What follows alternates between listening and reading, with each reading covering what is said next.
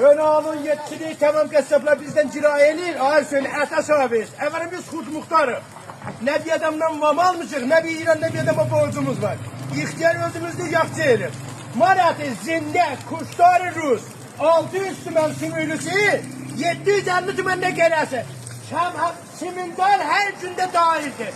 Ve bizim hiç kasabının müşkülümüz yok diye biz zigabette, hasatette dağırız. Onlar da eğer isteyenler aşağı verirler, biz muğanı dağırız, verebilirler. 600 tümene bakın sümüylüsü, 750 tümene gelesi her gün dahildir. Ben de 1400'ün 6. ayın 17'si de Doğuşanbe günüdür.